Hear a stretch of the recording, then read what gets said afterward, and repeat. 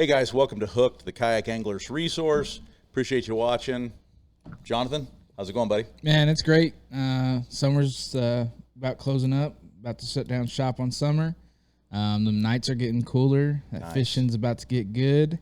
I'm excited for it. I'm looking forward to the next couple weeks of fishing. Yeah, Bull Shoals next with Moyak. Right around the corner, a couple weeks away. It should be a good event. It's the same weekend as the All-American, so I'll do Moyak on Saturday, and then All-American Bull Shoals will be Saturday and Sunday, so a nice 2-day event.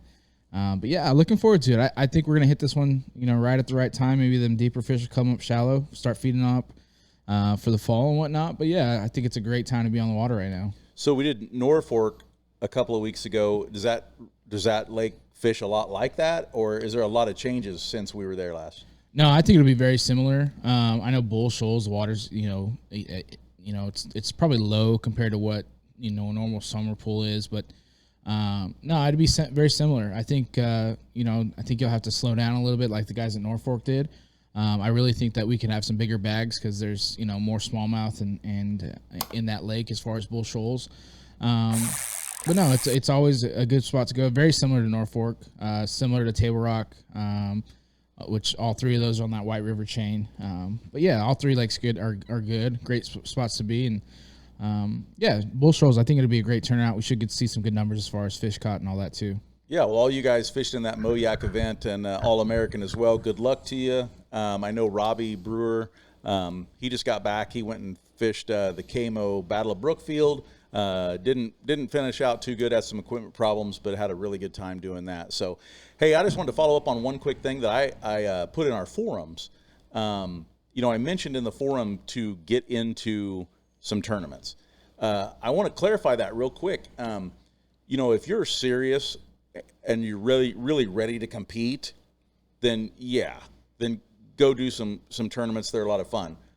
But really what I wanted to say on the forum was, if you are not planning on doing tournament fishing and you are not ready and you don't think you're at that level to do it, I still suggest to go do a tournament. I think that the one reason I say that is, man, you leave there with people who want to go fish.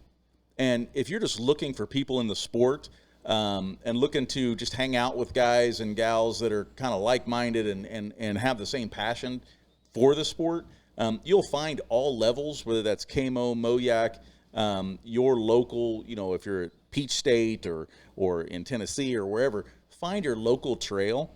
And especially if you just move to an area or, you're just trying to find, some people to go fish with a little bit.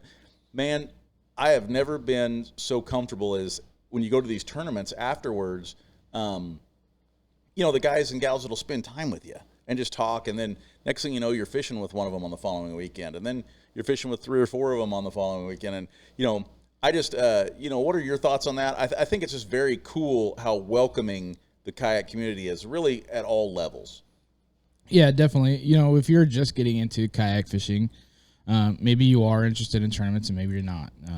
There's 2 type of anglers. Maybe you just go leisure and catch fish and do it. But when you go to a tournament, typically you leave with, 2 or 3 guys that you're already planning the next fishing trip. It's not uncommon for these guys to go out regularly on the weekend or weekdays or whatever their schedule, permits. But a lot of these guys are fishing regularly out of their kayaks. It's more than just the, companionship and whatnot. Some guys would rather just go fish with someone because they feel more safe. It could be a safety thing. But, the tournament scene, it's you've got through, multiple different levels. We'll talk to Russ here in a little bit, and he'll talk about that top tier level and him competing quite a bit. But I think that's how it started for him as well. I think that it started at your local club or started with your fishing buddies or a group of guys that, hey, we all got kayaks. You should probably get a kayak and let's just go fishing. And not that, the tournament scene is great. I love competing for it. I love, even I could blank and I still love it. The competition, the camaraderie, everything. Because there's that one day you could just catch a bag and it's well worth it. But yeah, I mean, even on those rough days, I mean, it's great. But yeah, if you have never done a tournament, I'd suggest doing one. And I think that's what Travis was trying to get at. Not only because it's a great scene to be on, but you meet people, you get more resources. You find their Facebook group, you find their Instagram. You find that there's certain guys that fish in the same area as you do, and you can link up with them and go fishing. And that's tough to beat in other tournament series and in other hobbies, stuff like that. It's tough to beat the camaraderie and the welcomeness of kayak anglers in general. 100%. And that is, you're spot on with what my point was, if you're lucky enough that you've got 3 or 4 or 5 or 10 guys that or people that want to do the sport and you're fishing with every weekend, then maybe it's not for you. If you don't want to compete. But if you're a guy who or an angler who just bought a kayak, really wants to get into it, is kind of having trouble finding other people that do it, that's the spot. I mean, I think you go to a tournament, you fish the tournament, you maybe meet a couple of guys at your ramp or wherever you're going, but then when you get back to that awards ceremony and everybody talks to you and they want to know who you are and where you're from, and next thing you know, you got a guy from 3 hours away, but every time he comes up to your lake, he's giving you a call saying, hey, you want to go out? And you just meet people. So that was the point to that. Just wanted to kind of clarify and do you want to go compete hardcore? Awesome. I suggest you do that if that's what you're into. But even if you do not, I just think they're a really great resource for you to meet people who want to do the same thing that you're doing. So let's get into Rus and see what he's got to say. Sounds good. Hey guys, welcome to Hooked, the Kayak Anglers Resource. We want to welcome to the show Rus Snyders, Yak Attack Pro Staffer. Rus, good to meet you, sir. Hey, good to meet you too. Thanks for having me on, you guys. Hey, we really appreciate you taking time out of your fishing. Obviously, you're still on the water, but thanks for coming on here. Really appreciate it. We just recently had Jeff Little on here. He talked about you and what a kayaker you are. And excited to have you on here. Just tell us about yourself and kind of introduce yourself to people that may not be aware of who you are. Okay, yeah. I say my name's Rus Snyders. I'm originally from California, Northern California. I moved out to Nashville, Tennessee about 10 years ago. And I used to, back out in California, did a lot of bass boat tournaments and some guiding as well. Then kind of took a break from it, and maybe 5 years into living in Nashville, started getting into the kayak fishing. I was still, I was still getting into kayak fishing, but I pursued some of the tournaments at a local club, KBFTN. Met a few friends there, and from there started joining some of the national tournaments and traveling around with a few buddies, and just kind of taken off from there. And the last few years has gone pretty well. I've had some good success in a few of the tournaments, and and I'm really enjoying it. You're so modest. Very cool. Well, hey, we had talked a little bit earlier about this, but what was kind of your, like when you got into kayaking, what was the first thing, did you, I know you're in a Hobie now and you do the Hobie BOS. Did you start off in Hobie or did you just kind of move up? I did have a Hobie for a little bit, but my first kayak was a Wilderness Systems Attack 120. I got that about 6 years ago, and did have a Hobie for a little while there for about a year. And then I just signed on with Wilderness, about a year ago now. So now I'm in the Recon, I don't know if you can see it here, but in a Recon 120. Just recently got this kayak all tricked out. I got, dual graphs, a Garmin, a live scope, a Humminbird, got the Torpedo on the back here. And I've been really happy. And for the Hobie tournaments, so you can be in any kayak you want. You can be I've been a Wilderness or Hobie or any brand really. They don't really limit you. Well, very cool. I know I kind of watched you a little bit this weekend. I know you're up in Wisconsin, had some beautiful weather. How'd that go this weekend?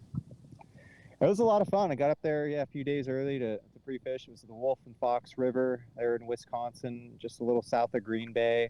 It's a couple river systems. They have largemouth and smallmouth. The smallmouth definitely, there's a large majority of the fish were smallmouth, probably 90%, I'd say.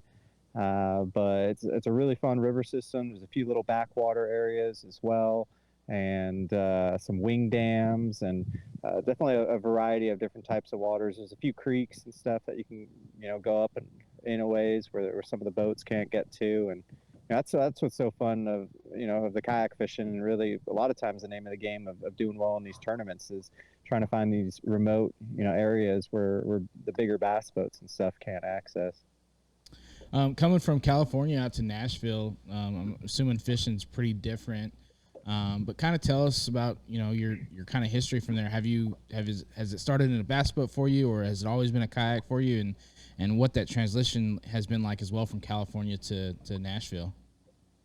Yeah, so California, I fished Clear Lake a lot. I did some guiding out there. I was there. Let's see, California Delta, Folsom, Sonoma, Oroville. The great thing about growing up in California, it's really a variety of different types of water, going from shallow, weedier places like Clear Lake or the Delta, to some of the clear, more highland reservoirs like Oroville and Shasta, and then some of the lakes even in between, like Lake Berryessa. But yeah, there's definitely a large variety, and I think it goes to show a lot of the people growing up there, and the Chris Aldanes, the Justin Lucases, Mark Daniels. They've, when they enter some of these national tournaments, they've had a lot of success. And I think, growing up in an area like that really kind of sets you up for being able to fish a variety of techniques and a variety of different bodies of water.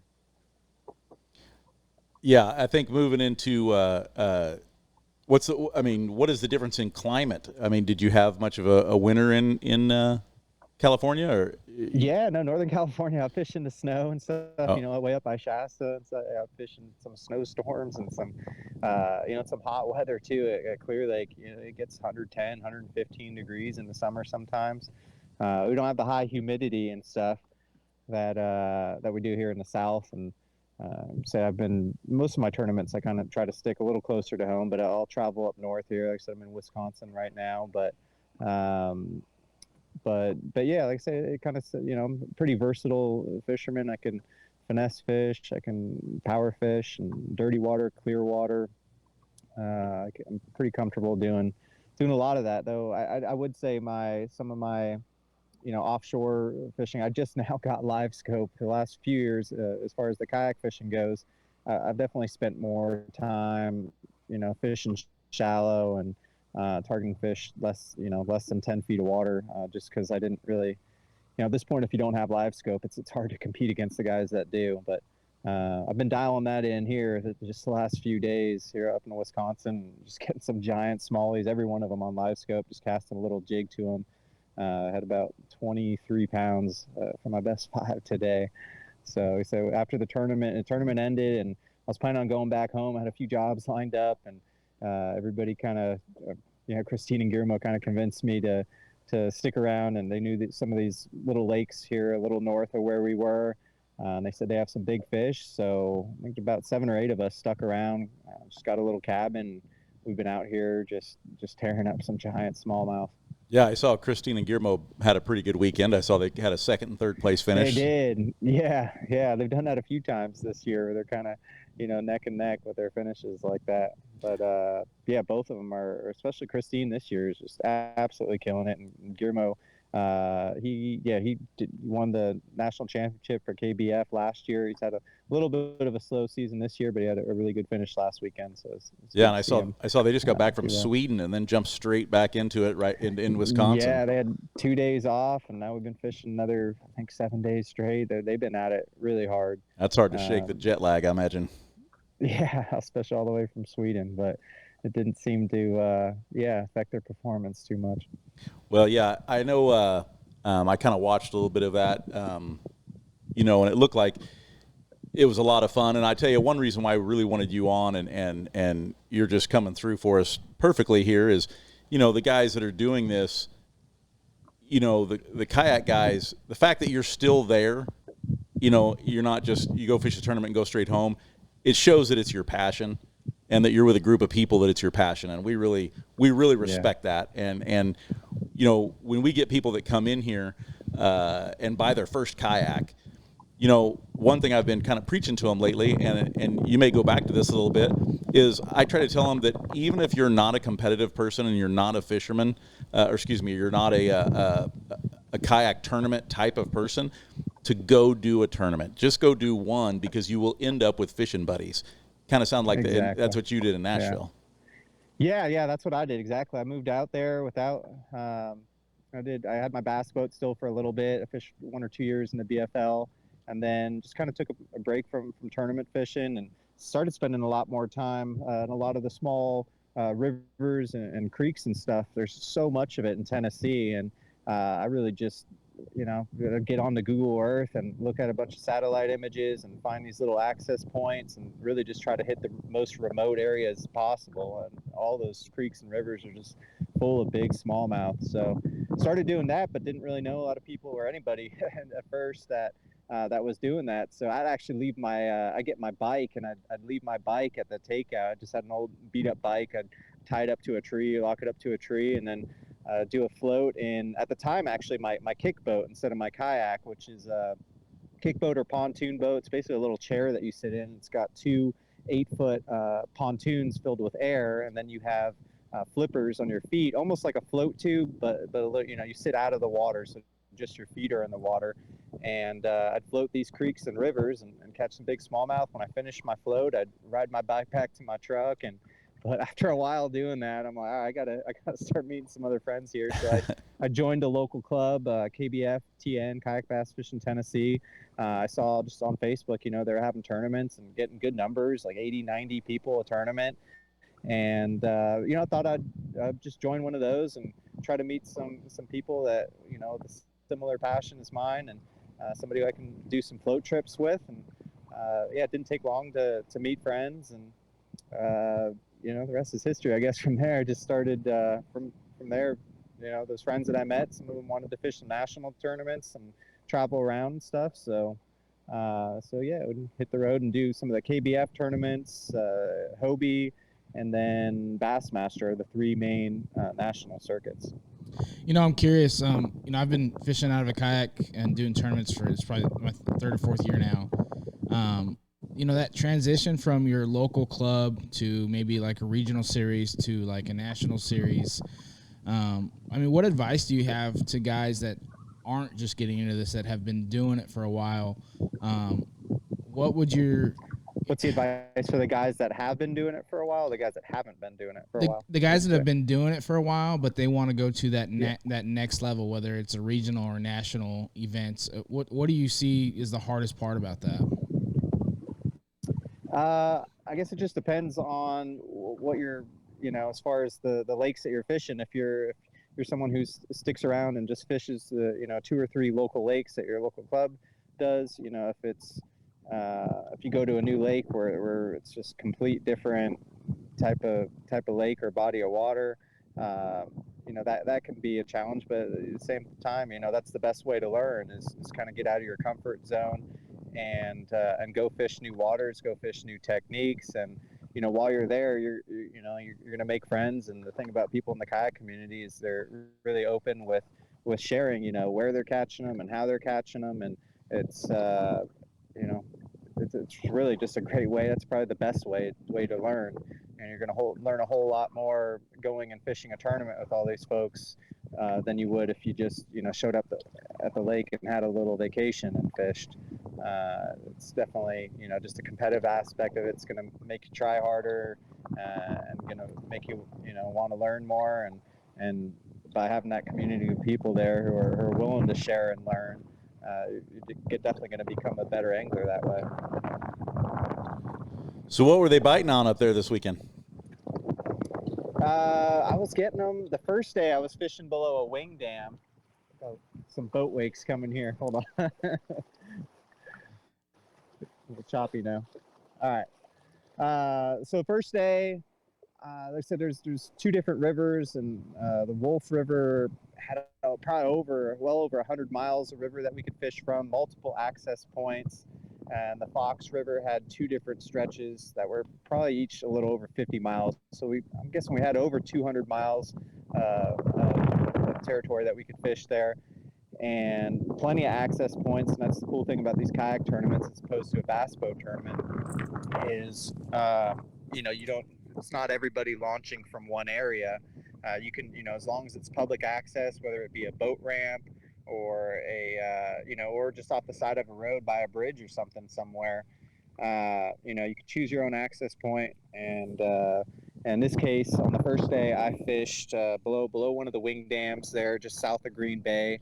And in practice, I had a couple big ones there, and they were about 18, 19 inches, which is a good one there, but they're really thick and stout at 18 inches, over 3 pounds there. And I had another spot that was just a little creek that you can go back probably 10, 15 miles in or so.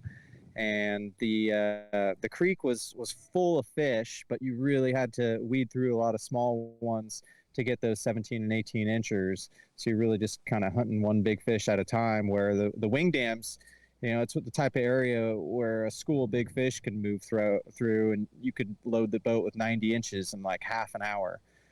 So I thought there was more potential at the wing dam just as far as going for the win. So I tried doing that the first day. Didn't connect with any big fish. Second day, I went back up into that creek and just absolutely smashed them. Had about 30 or 40 fish, getting them all on a little square bill, a Spro Little John, the one with the little circuit board lip.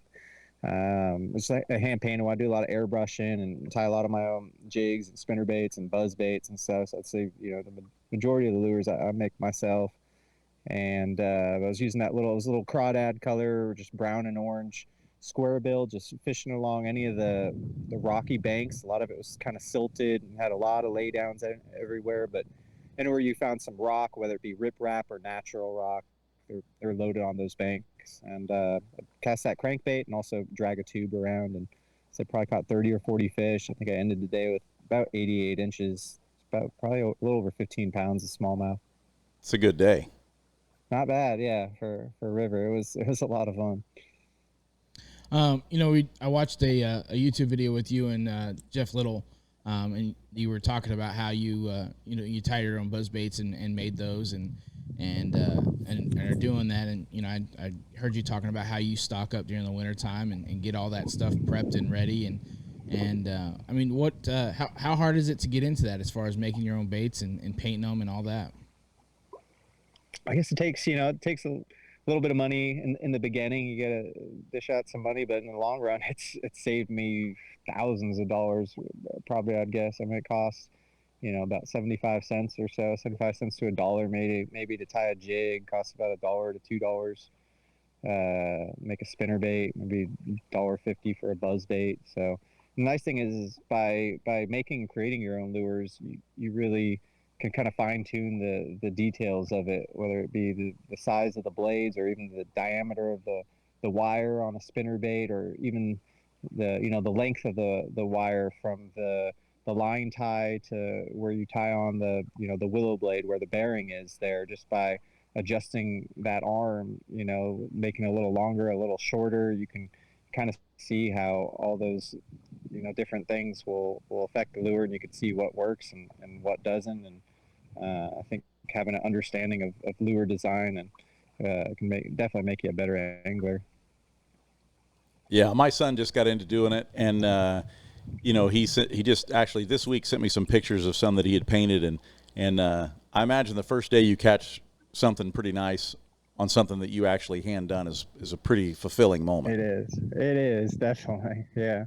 It's definitely pretty gratifying, and and like I said, you can kind of adjust, whether we make a lot of little knockoff crankbaits, whether it's like a DD or a 1.5, like a Lucky Craft 1.5 square bill, or a DT6, or like that Spro Little John is a good one, but they only come in so many colors, so a lot of times you have DT6, and that's a good example. I don't really like any of the crawdad colors that Rapala makes, so by having one of those baits and being able to paint it up just the way you like it, and a color you have some confidence in. It's something different that the fish aren't seeing too. So yeah, it definitely makes a difference. So I know you're a pro staffer for Yak Attack, and we consider them pretty much the industry leader on kayak accessories. Tell us about that relationship and how that's been, and kind of how long you've been with them. Yeah, I've been using Yak Attack products since I got into kayak fishing, whether it's the black pack or the VisiPole or different camera mounts and different little mighty mounts to mount my fish finders and stuff. So I've been using their products since I got into kayak fishing about 6 years ago. And was it at the end of last year, Joe Hobbenrich reached out to me and the opportunity to start working with them, and gratefully accepted. And they have treated me really great. I actually just went out fishing with Joe Hobbenrich a couple weeks ago out at the Harpeth River.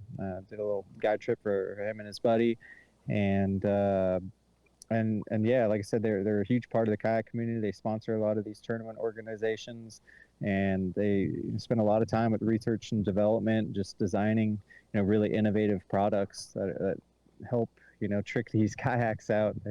It seems like every year it's just these kayaks are the technology that goes into them, and just all whether it's the different graphs and stuff, or just all the different accessories. Yak Attack's a big part of what makes all that possible as far as the advancement of kayak fishing. Yeah, and it seems like they're constantly either making something new or making something better.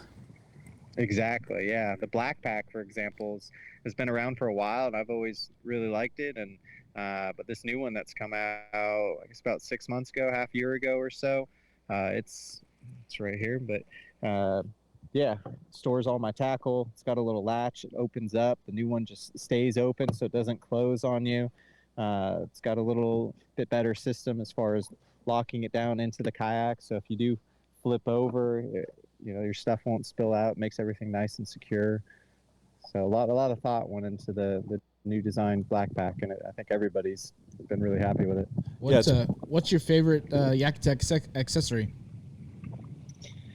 I probably have to say the black pack. The VisiPole's not. Yeah, VisiPole's great. Everybody kind of needs that as far as that's a flagpole with a light on it that a lot of people use or you have to use something like that or something similar for the tournaments, just to be on the water at night, or just the flag just to be seen. I'd say the new black pack's pretty awesome. It's got to be one of my favorite. The camera mounts are all great too. I've really been getting into doing some more video. I've got a Tacticam here with a little Yak Attack mount, and a little GoPro that I mount on the center one right here. So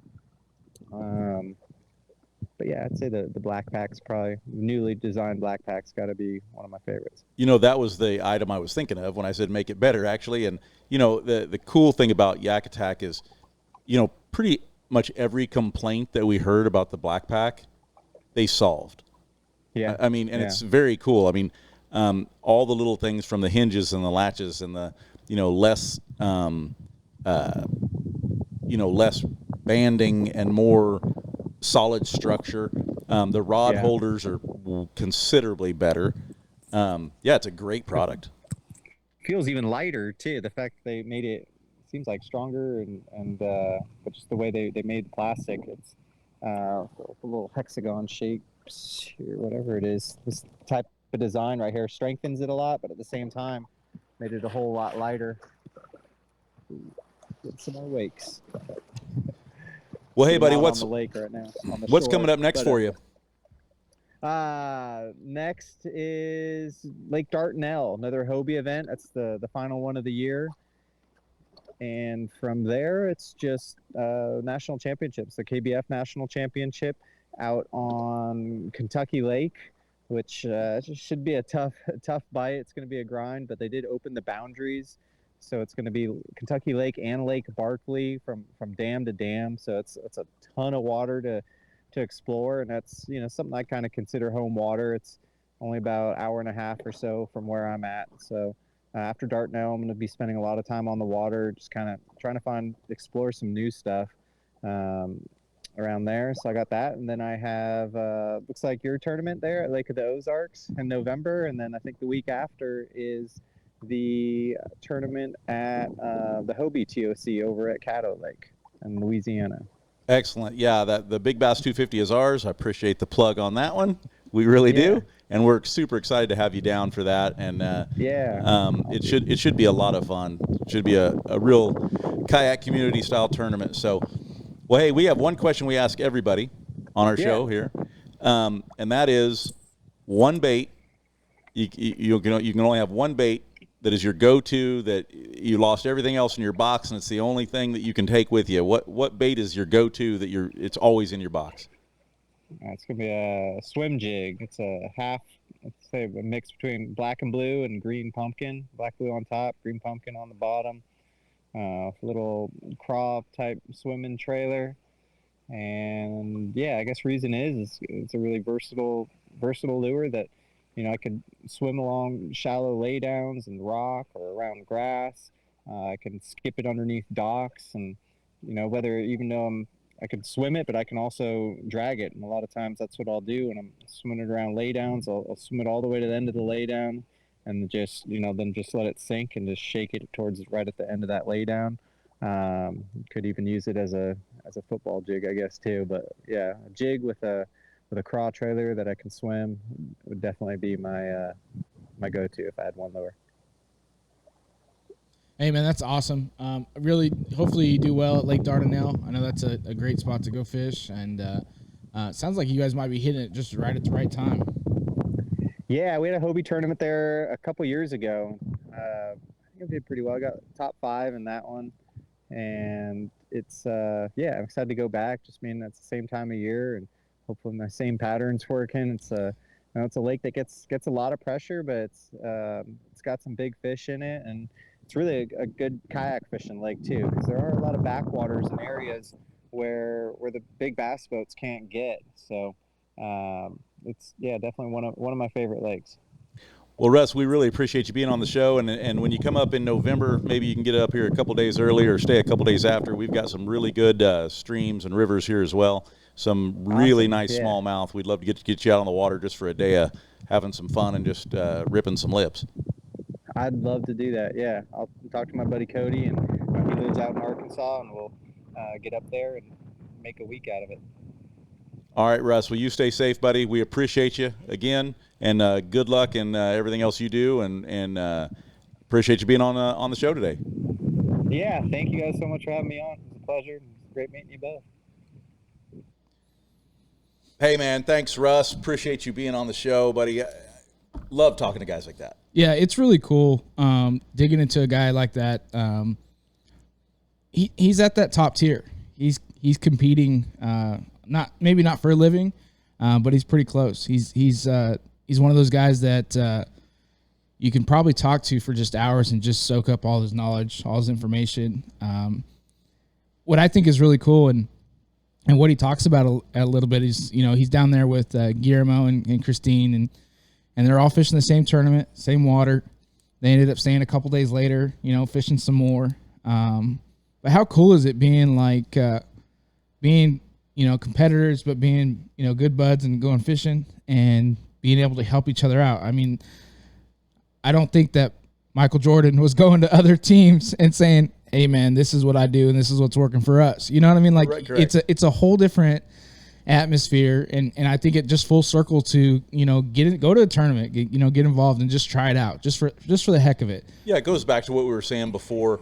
It's just amazing that from your entry level people that are just two guys who happen to meet up on the same dock that are fishing, will talk to each other, all the way up to really the higher end of our sport, where you've got these folks that are really kind of the cream of the crop when it comes to it. They're still doing the same thing. They're still meeting up. They're competitors on Saturday, but they're camping together. They all decide to stay a few days later, and they all still stay together. They've all become friends through the sport that we love. And really, from beginning to end, I think that that's available to everybody in the sport, and that's what kind of sets kayak fishing apart. Yeah, it's really cool. And even Jeff Little in our previous podcast, he talked about, seeing two competitors like that on the water. and that communication between them on the water while they're competing is like, hey, this is what I got going on. What do you got going on? And, you know, back and forth. And then on their way they went. You know, it wasn't like, it wasn't like, I can't talk to that guy, they're going to beat me, or, you know, or whatever. It's really cool to hear that. And just the fact that they're staying together, camping together. I mean, I can't imagine what it would be like to be in that circle, being such a young angler and such new to the sport, and that wealth of knowledge that would come out. Yeah. And Christine and Guillermo, they just got back from Sweden. Yeah. And then 2 days later, they're on the water. And you have to think that, you know, 50% of that was wanting to go compete, but the other half of it was just the decompression of just going out with friends, and hanging out. And what tells the story there is the fact that they stayed after and just really just enjoying each other's company, and enjoying kayakers, and kayak anglers, and kind of using that as decompression time. I thought it was awesome. It's not something I thought that I knew that happened. That after talking to him, it seemed really cool. Another kind of big thing, it sounds like he's going to be at the Big Bass 250. Yeah, man. I hope he comes down for that. I hope he brings his butt up from Arkansas, and I hope they come out and compete. It'll be really cool to see, or, you know, talk to those guys after the event and see how they broke down, you know, a lake that I'm pretty familiar with. You know, I just went out there this weekend as fishing, and to see, you know, how those guys do. Yeah, well, good luck to them. I know they're on the Hobie BOS, and we kind of watch them and see what's going on, and envy their seats, because those guys. I tell you what, I watch Christine a lot, and she can wet a line now. She's a pretty good fisherman. She's thick. Oh man. Well, guys, hey, we appreciate you watching. Remember, Big Bass 250, November 5th. Get in it. Let's go. Get hooked. Let's go. See you guys.